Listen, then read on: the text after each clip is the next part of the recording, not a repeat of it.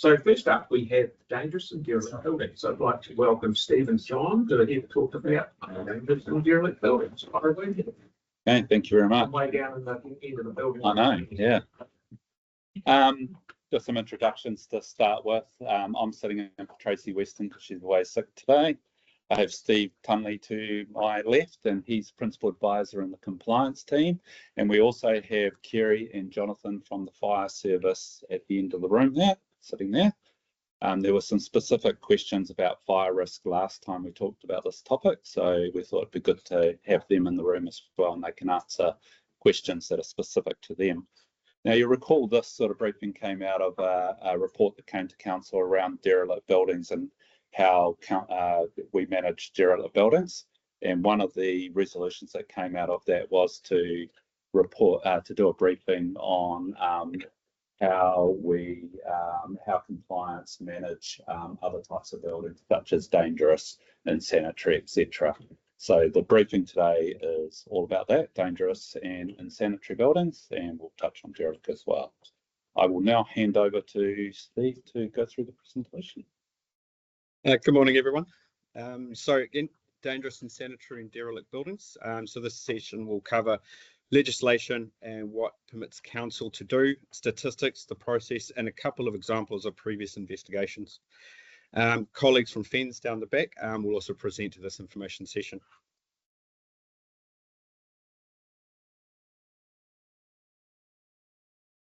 As you can see on the screen here about legislation, so legislation that typically we deal with dangerous, derelict and sanitary buildings is Building Act, Health Act, Litter Act and the Resource Management Act.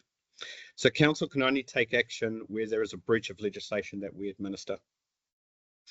Legislation does not address derelict or abandoned properties and the associated issues that cause concern to neighbours and communities. This means that the tools available to compliance staff to require repairs or clear sites are very limited.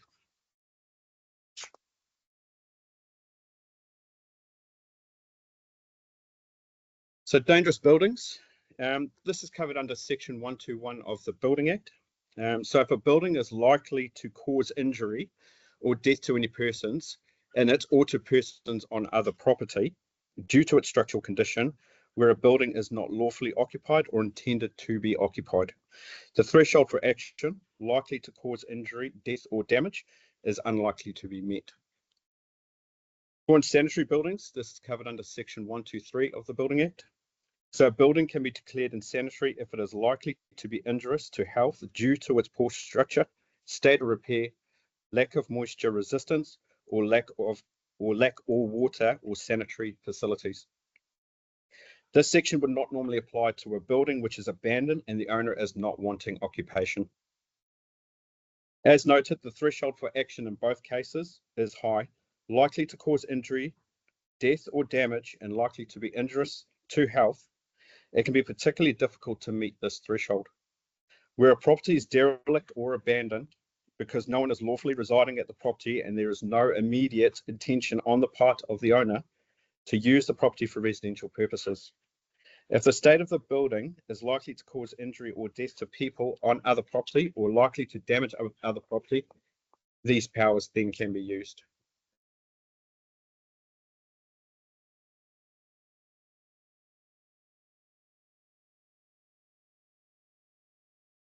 We'll quickly touch on the Health Act.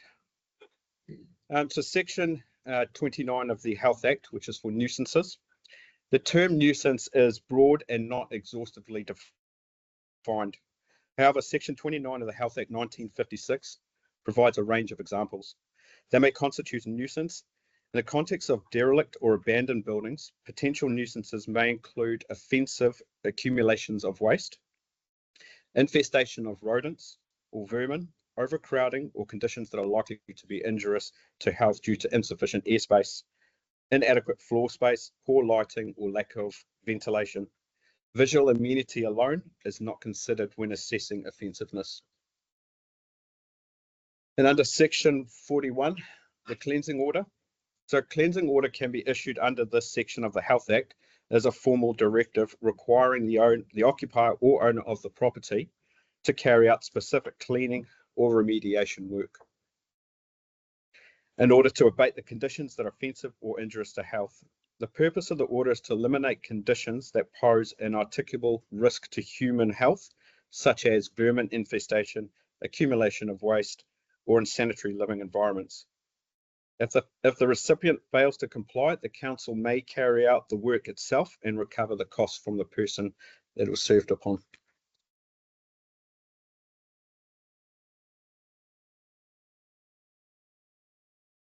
It's under Section 42 of the Health Act, building repair and closing order. So this section can be applied when authorised officers of council have determined that any dwelling house within the district is, by reason of its situation or unsanitary condition, likely to cause injury to the health of any persons therein or otherwise unfit for human habitation. Similar to the Building Act, the threshold for taking action under the Health Act is that the conditions must be sufficiently offensive or likely to be injurious to health. Challenges can arise in situations where a property is not lawfully occupied, where there is no immediate intention for residential use, or the condition of the property does not pose an offensive or injurious effect on the health of people beyond the property boundaries. It is of note that the term offensive has consistently been applied by the courts with a health-related focus. Generally, compelling evidence is required of the offence caused in the sense of a material diminishment of the comfort of persons in the neighbourhood.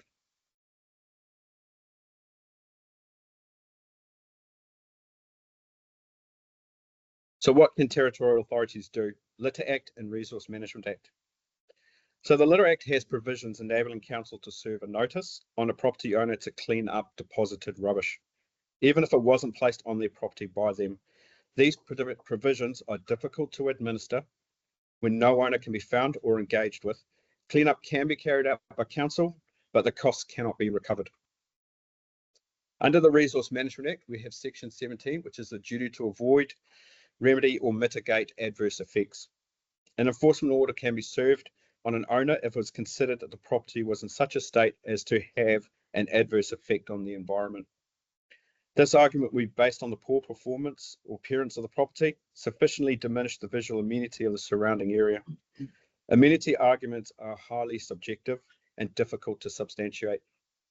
To our knowledge, there are no examples of similar actions being successful under this Act.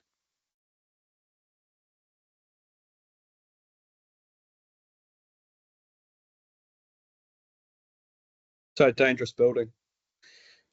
A building can be deemed dangerous if a building is likely to cause injury or death to any persons in it or to persons on other property, or damage to other property due to its structural condition.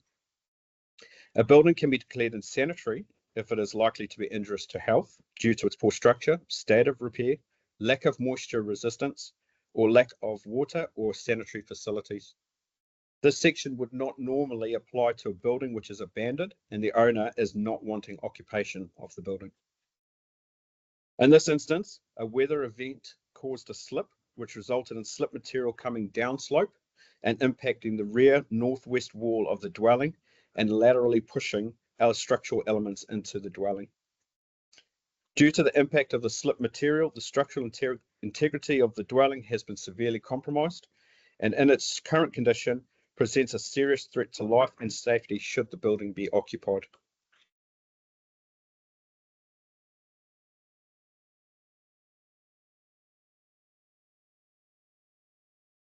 So, with consequences, the dangerous building assessment focuses on the structural performance of the building, the consequences, conditions of events, and likelihood. The consequences warranting a dangerous building designation are defined under Section 121A of the Building Act as causing injury or death to persons in the building or to persons on other property or damage to other property. Conditions of the event. Section 121A specifies that the assessment must consider the ordinary course of events and explicitly excludes earthquakes or seismic events.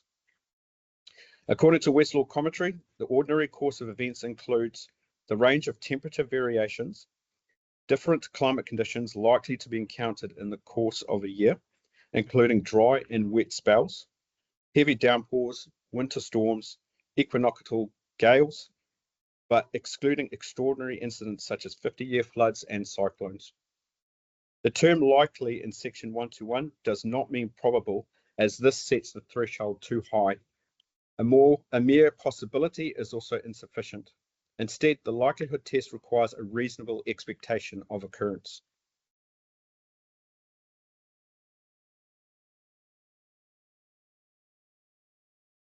So here we have a summary of complaints for the period from 1 July 2024 through to the 30th of April 2025. 84 complaints were received during this period, with 16 meeting the threshold for dangerous. Of those, for residential, 66 complaints were received, 16 were deemed dangerous, 3 were from Taylor's mistakes, the batches. The commercial side of things, 18 complaints received and 0 were deemed dangerous.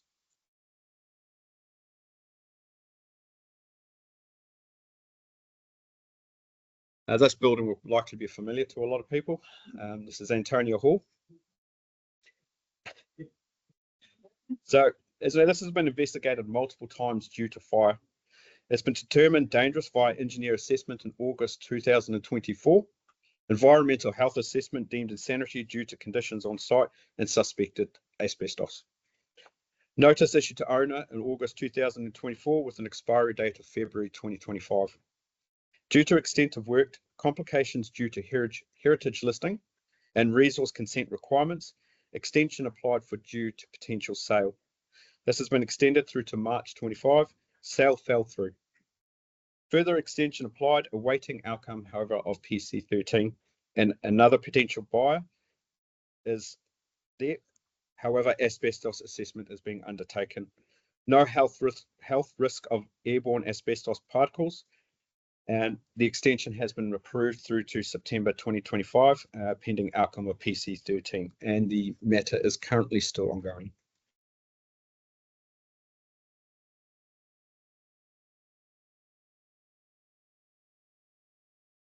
So here we have a building that suffered quite an extensive fire damage. This was on Worcester Street. So this building, it was deemed dangerous by the engineer assessment. Multiple attempts to contact the owner in order to require action. Unfortunately, due to where it was located, there was a lot of homeless persons that were entering the building and were sleeping in it. However, they were ignoring all dangerous building notices.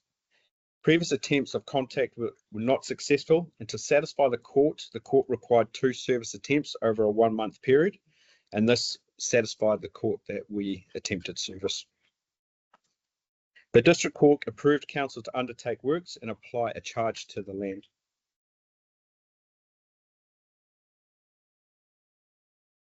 As you can see here, now we executed the demolition. The land has been cleared and looks a lot tidier. The demolition occurred and the total cost was $124,000, and this was charged back onto the property.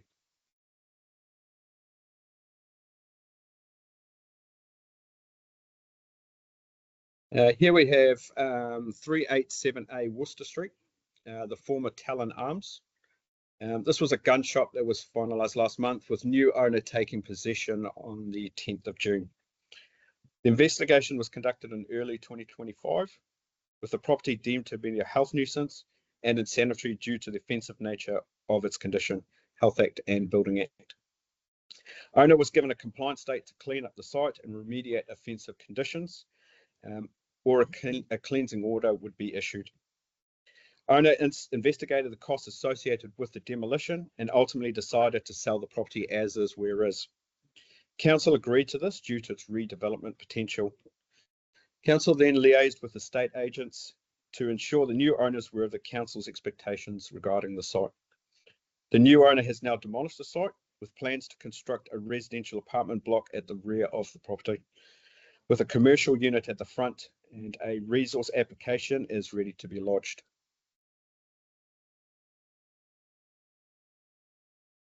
And as we can see here, now the building has been cleared,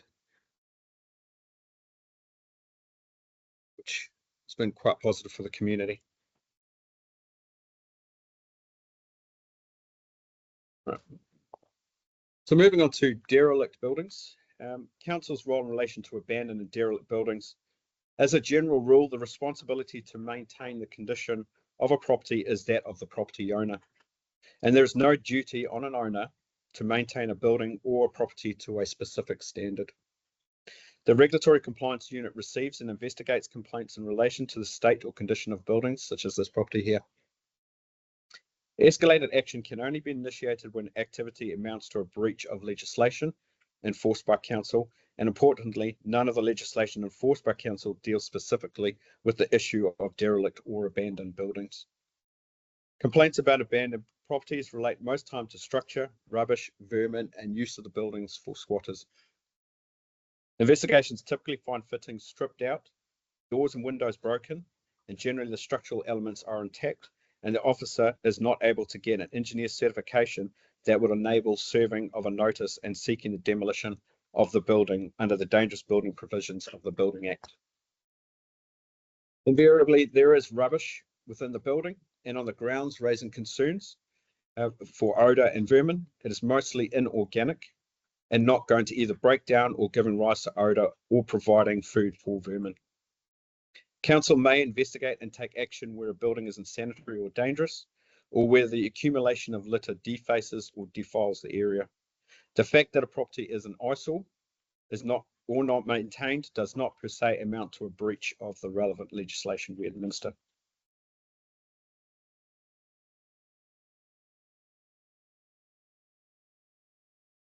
This will be for our Ben's colleagues. So they deal with prevention of electrical fire, overgrown sections, fire prevention.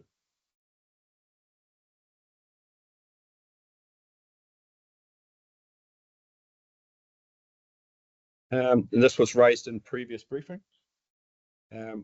Cottage, report being prepared for the community board for a decision on its future. Steadfast Garage, internal discussion to be held. Candidates wish to continue use for camp accommodation. Kukupa, apologies if I mispronounced that. Schedule information session with community board on 25th of August 2025 to update the board on the background, past resolutions, work to date, and proposed consultation with the community in 2026. So that's the end of the presentation. Open question. Right. Eight questions, so we'll do those eight, but no more, please. Oh. There we go. So there's heritage buildings that have the potential to go one way or the other. Are you saying that we don't have any leverage to be able to try and get them to maintain the building so it's not sweated? There's no requirement under the Building Act for them to maintain to a certain level. Okay. So then when it hits that level, that's when we can actually enforce it once it's Once it's reached a threshold, yes.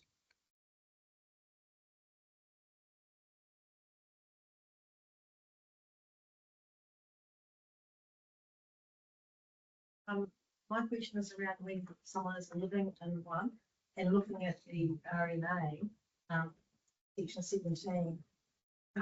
So I know an example in case it actually fits this, but what do you do if someone's living in there? Then what tools have you got to move them on? And also, well, obviously they haven't got any guns, so you're kind of a stalemate.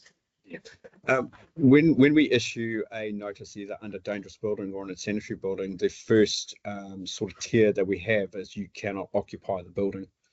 So we would be instructing them to move out of the building. Yeah. This particular one that looks to me uninhabitable. It's also got a lot of overgrown, trees around it. Actually, slowly, when they've reached critical mass, they're enveloping the whole house. And then along the front is bamboo, which is lifting up the footpaths as well.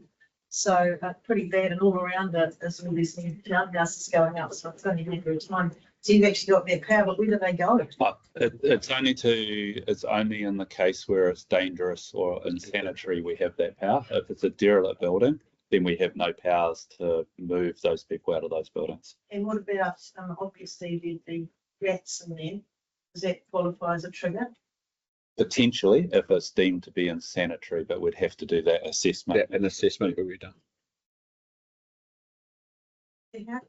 How do you initiate?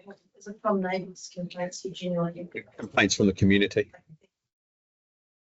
Yeah, actually, I had similar question to Pauline. So I have a number of these situations in the world where people are actually living in the house, which is quite unsanitary. Often neighbours have complained, but also are quite concerned. I just wonder, at what stage do you look at the humanity side of it and get in contact with social agency or whatever to, because I had one situation sort of contacted about yesterday where an 80-year-old lady is living in a house which a friend of hers deems to be very unsanitary. She doesn't have a working toilet.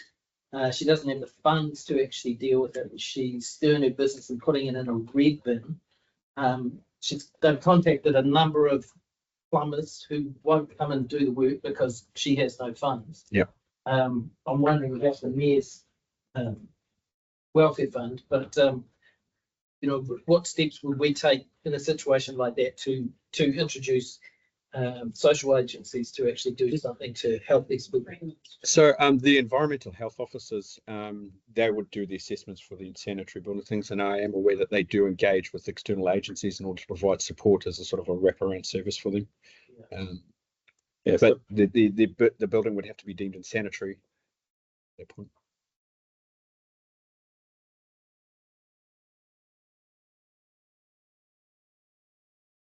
but we do connect with other services if we see those issues when we investigate the building. So if we deem it to be unsanitary, then we have some tools. If it's not unsanitary, then if we think it's necessary, we'll connect them to other services to see what can be done. Yeah, because I mean, in some cases there would definitely be mental health issues. A lot of the time there is mental health issues associated with these types of issues. Okay, thank you. Okay. Yeah, I'm struggling to sort of grasp this one. Is there a way you can give us almost a cheat sheet, even just verbally, about when we hit threshold? Because on one hand, it's so the start of the presentation was we've got almost no tools, and then we said, oh look, you know, particularly around health things, there's more tools, there's more enabling. You know, and that Tunnel and Arms building, that was a building for many years, many requests from myself and the community board had that as well, the fence, therefore it's not dangerous. And then it's changed. So it just seems to be a bit of a moving piece. Yeah. For unsanitary, we do require lawful occupation. So squatters and that is not considered lawful occupation, and that is a police matter. That'd be a trespassing matter, but that would be for the landowner to initiate. So let's say you have 3 units, and at the back, this is an offset click here. So a real example, someone has died in the house in the estate, and there's been friends and staff to are sort of unhappy about that, obviously. Is that likely to meet the threshold? An assessment would need to be done to determine whether it does meet the threshold. If it's an attached building, there is provisions under the Building Act where you can deem part of a building dangerous or unsanitary. Did one that because it's attached and it's not residence back, rather than Yeah. essentially that changes the threshold as well. But I'm fine, my ward, I'll send them through. Okay. It'll be good to keep an assessment back as to why they don't meet the threshold and they don't. And what my second question is, what is the resourcing on our team to be able to follow up on these requests and actually pursue them when we think there's a reasonable chance? Any complaints that come through to us, we will action, and we'll undertake an assessment to see if it meets any of the thresholds. But just to add to that, it is a relatively small team, so they can only do so many assessments at the one time. So just keep that in mind as well. And going back to your other question around, is there a criteria? It's more of a professional assessment, so we can't give you like a tick box sort of criteria. It's more a professional assessment from a environmental health officer if it's unsanitary, or an engineer if it's a dangerous building. Thank you very much. Following on from the first 2 questions, I think we can add hoarding properties to that sort of list of the other ones. So we have a legislative framework in place, but I'm keen to hear what stats and what data we have on how many of these complaints come in, how often we've undertaken assessments, and then follow-up actions under the legal framework. And I asked it because the resourcing question is asked. So you've got a small team. So I want to know how many complaints, how many assessments, how many actions against the resourcing. Yeah, and it's a small team that covers a much broader range of issues as well, because it's a compliance team that looks at all compliance matters, not just this as well. So So we yes. Yes, I'm not sure if it's got that data in it, but we can certainly dig that data out. There was some data here on dangerous buildings, but not on sanitary. those are the sorts of things that we're getting from people. So I'm just keen to understand whether you actually use it. I think about a huge amount of rubbish dumping recently. And although you can't take action against the person who's dumped it, often there is identifying information in the rubbish. I just want to know that, are we actually using these tools? Or is it just, yeah, they're there, but we don't use it? So I'm keen to see those stats, please. Yes, if it's not in the next presentation, we can certainly take an action to get that information to you. General feeling is that we don't see things happening or actions being taken because we're told that the threshold isn't met, but it seems obvious that the threshold is met in a number of situations. It may be resourcing and funding. So yes, It's not okay, it's something we want. once that comes back. Thank you very much. Yeah, I was just going to sort of comment on, because we have had that issue before where there's like letters in a rubbish that are dumped, and it's difficult to sort of act on that because we don't know where those, Or how they got there. Yeah. how they got there, and it's not a very good evidential trail to it. So do you ever take legal action against someone for legal dumping? We have issued litter infringements once we've established that who the person was. It's unfortunate. Sometimes they may not have deposited the rubbish themselves, but there's a letter that identifies somebody.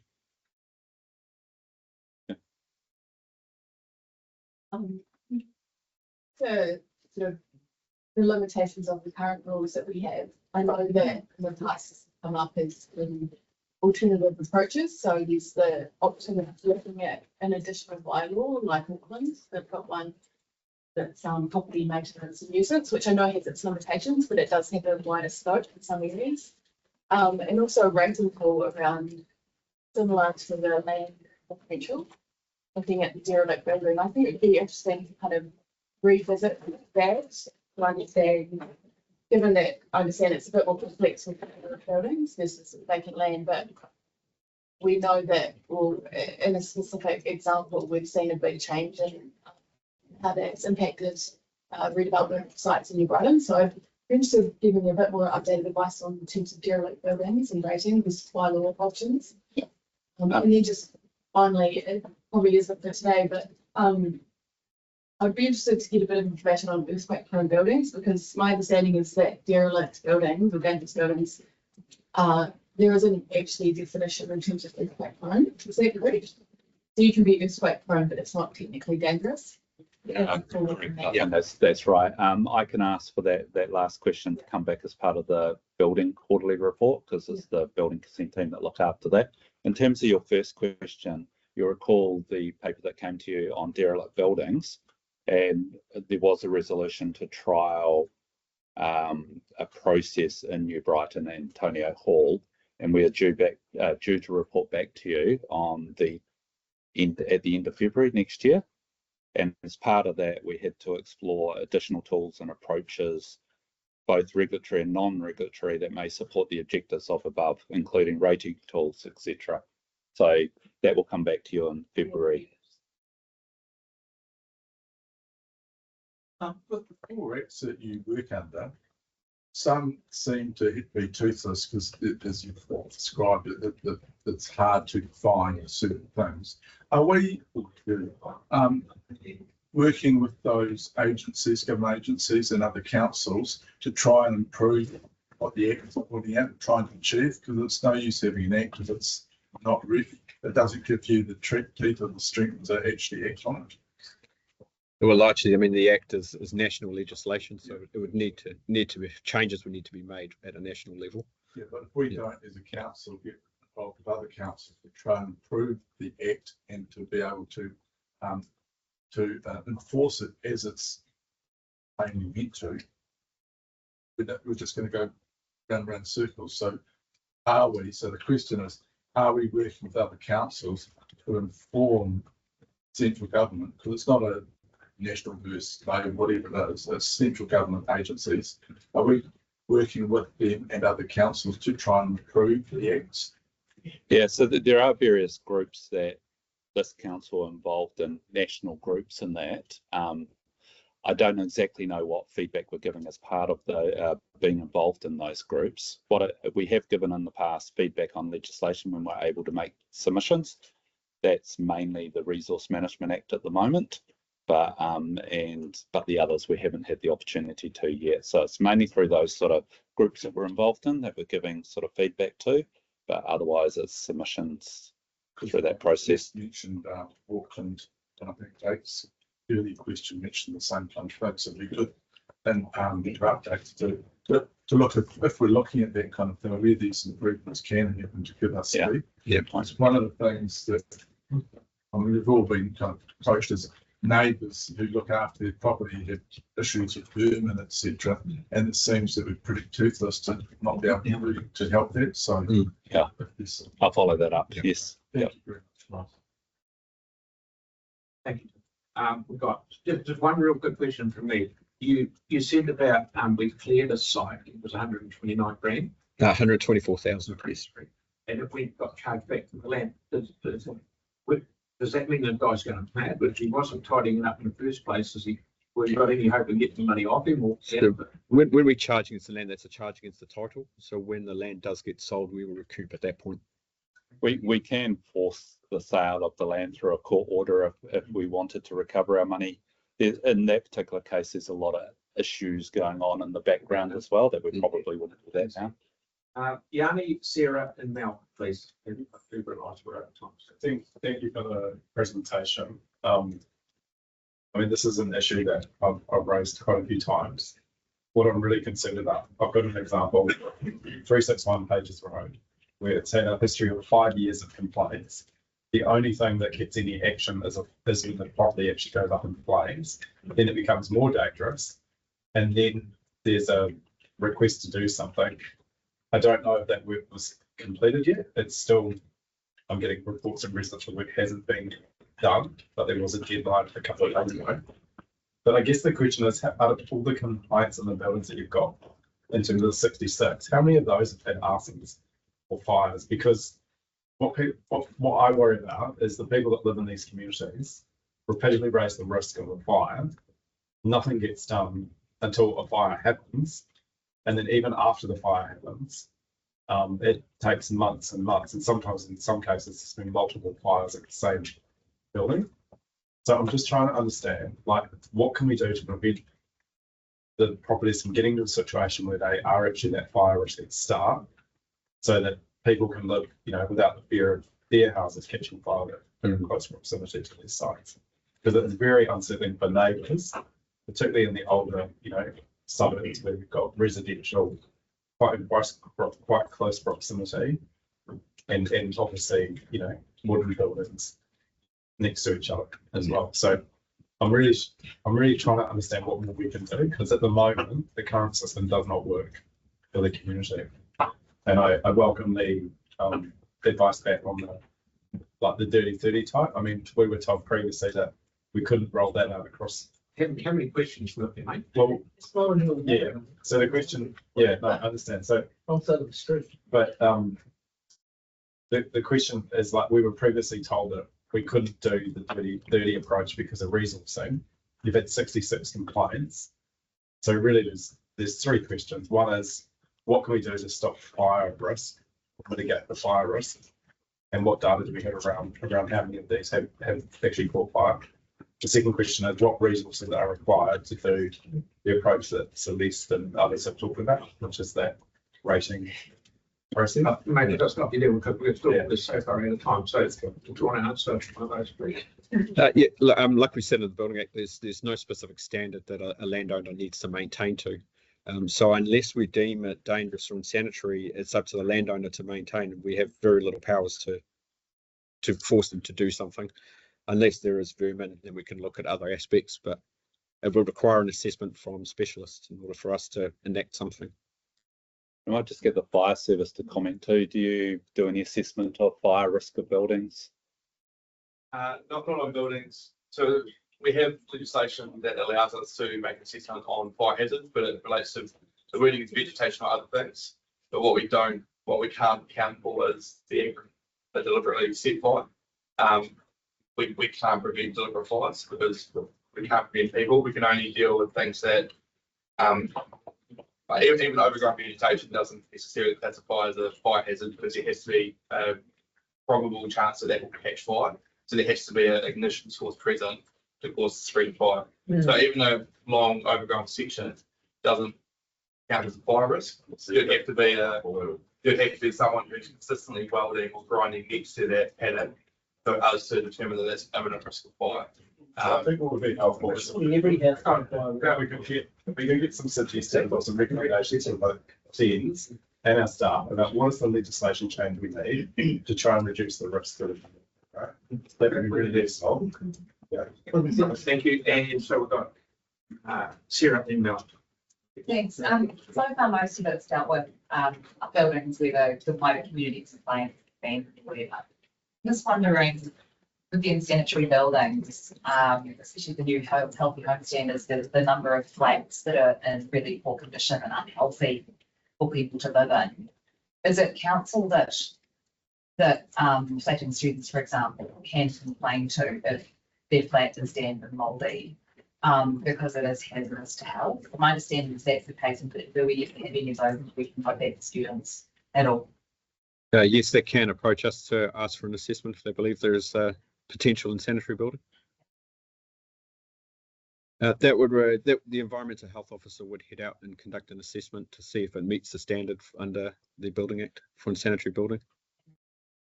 And then we enact the provisions under insanitary. So the student would be asked not to live there, or the landowner would be asked to fix it. Is that right? Yes. Just to add to that, it's because also the healthy home standards are administered by MB as well. So they would, I'm not sure what powers they have to address homes that don't meet those standards. So that might be another avenue as well. Just wondering with the large number of student flats and often quite crowded student flats, whether we could do some proactive communications around the university flyers or something about student options when it comes to this at some stage. Yeah. Yeah. Go directly to the university when you're ready. Yeah, or the tenancy. Yeah.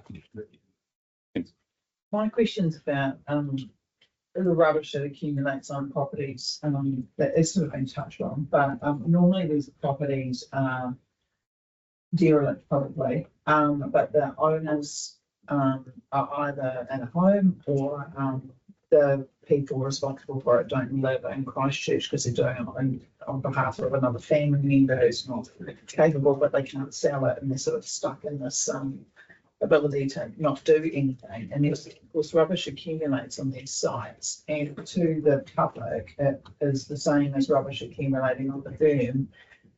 It's just one step into the property. And I personally feel like council should actually just treat those sites where rubbish is accumulating, and there's sort of, there's no one in the city who's able to deal with it on a regular basis and just clean it up. So my question is, how can councillors request staff to remove this rubbish, because the public don't understand the difference? And I don't actually either.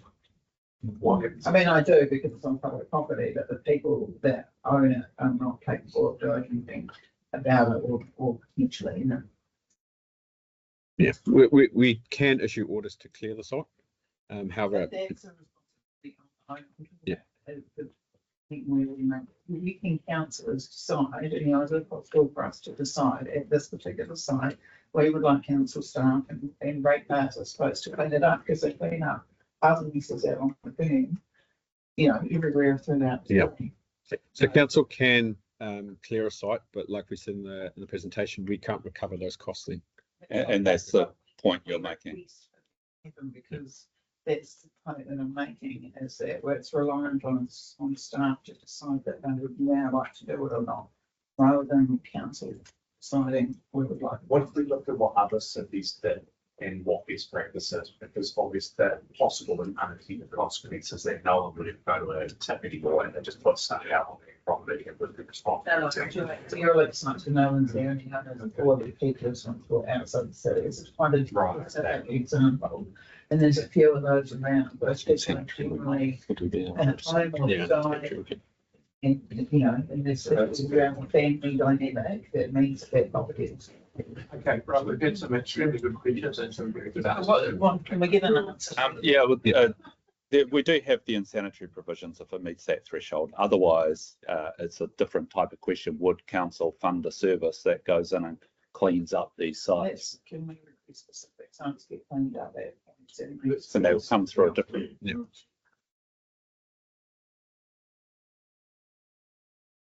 Thank you, Jim. Yeah. We should lead by example and get rid of the caretaker's house at the Woodham Road.